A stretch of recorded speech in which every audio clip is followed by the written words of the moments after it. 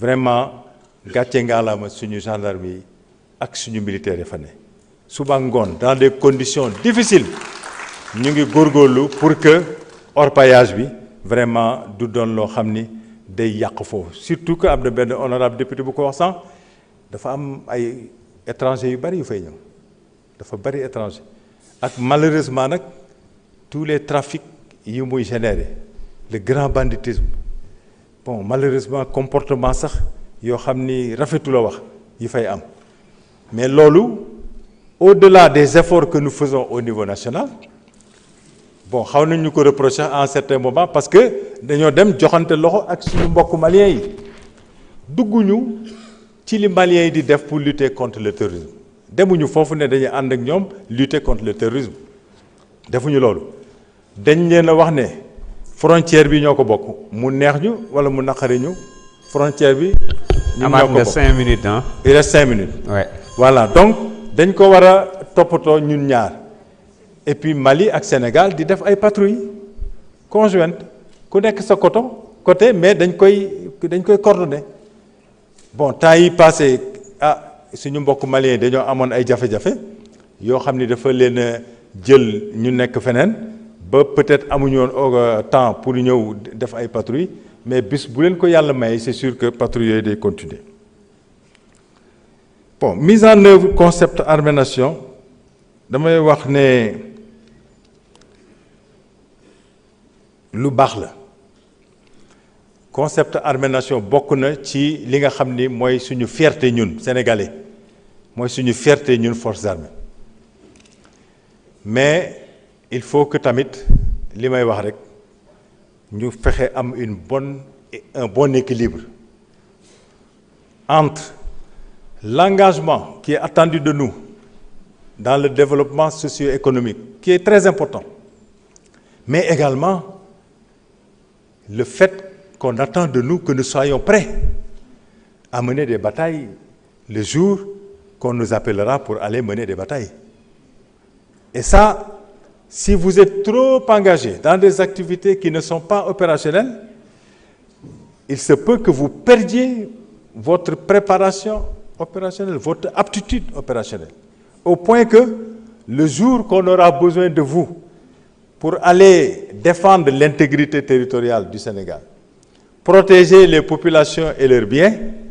peut-être que bu boobaa mën nañoo gis ne kat y a des failles. Donc encore une fois, il faut un bon équilibre entre le fait que dañu war a jàpp ci inondation yi, dañu war a jàpp ci santé bi, dañu war a jàpp ci bassin yi ñuy defar, dañoo war a jàpp, oui, mais en même temps aussi, il faut que militaires yi aussi am temps wu préparer. Parce que matériel bi honorable Thiam doon wax sànq ne dafa ñu gis que 4 avril mu génn mais après day dugaat matériel boobu pour loolu la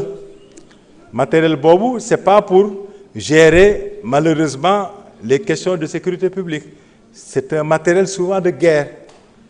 boo xam ne dañ ciy entraîner dañ ciy def ay exercices dañ ciy def ay manœuvres li ma leen wax sànq rek dañuy planifier toujours ba pare daal di koy exécuter comme si c'était réel pour que yàlla tere bis bu nekkee une réalité bu boobaa on sera pas en terrain perdu te tamit exercice yooyu daf ñuy permettre ñu xam environnement bi ñu xam suñu dëkk les coins et les recoins moom la ñuy wax dominer le terrain soo dul génn di def ay exercice def ay manœuvres bis bu problème amee soo génnee da ngay découvrir te loo découvrir pour que nga mën faa opérer de manière optimale day difficile loolu tax militaires yi dañuy génn di def ay exercice pour xam loolu. maintenant nag aussi am na ku ma doon wax ne ma ndax yéen nangu ngeen contrôle parlementaire li nga xam ni moom la ñu considéré comme colonne vertébrale d'une démocratie libérale c'est le contrôle démocratique des forces de défense et de sécurité par les autorités démocratiquement élues. Et au Sénégal, ça c'est une réalité. Militaires yi ñi dul militaire ñoo leen di superviser. Pour superviser, contrôler, il faut que aussi nga jël temps xam ki ngay contrôler. Moom it mu xam ki koy contrôler. Donc cette interaction entre le Parlement, entre l'exécutif et les corps habillés, c'est fondamental pour le contrôle démocratique. Bon, li ma dese bariwul mais dama ciy wax ne forces armées lu mu xarañ lu mu bëgg liggéey lu mu am matériel force armée moom rek nekku fi de dañoo am yeneen force de défense et de sécurité ñoo xam ni ñoo bokk ndey ak baay dañoo war a liggéey ak ñoom forces armées moom ak police du ñu ay concurrent ay doomu ndey lañu dañoo war a liggéey ensemble man ak ministre de l'intérieur ay doomu ndey lañu dañoo war a joxante loxo parce que réew mi moo jiitu considération personnelle noonu la ñu war a liggéey ak douane noonu la ñu war a liggéey ak ay administration pénitentiaire ak waaye eaux et forêts ak jëpp léegi aussi ma jeexal rek ne aussi honorable député Awa Dione man de li nga wax dama ci d'accord à 100%. yàlla su la liggéeyloo su la bëggul la fay du la liggéeyloo ñun ñëpp muy parlementaire muy force d'armée je vous assure que nattu lañu suñu borom jox mais nattu bu baax nag ndax nattu liggéeyal sa réew la nañu jiital suñu intérêt réew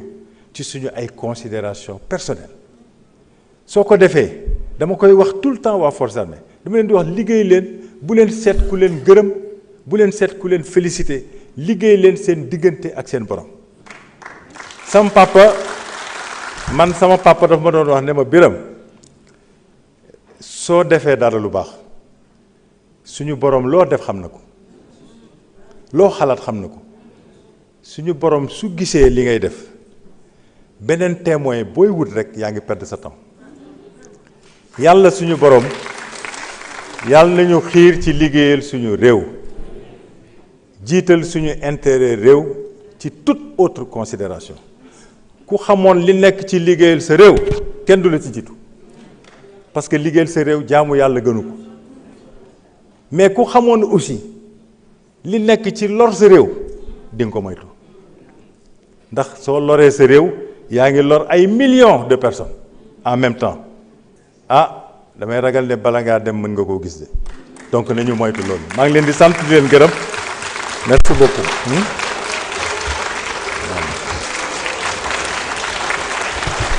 merci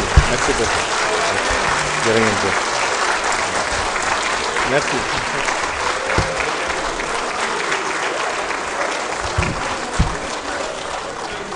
dafa mel ni c'est la première fois am njóobeen bi am standing ovation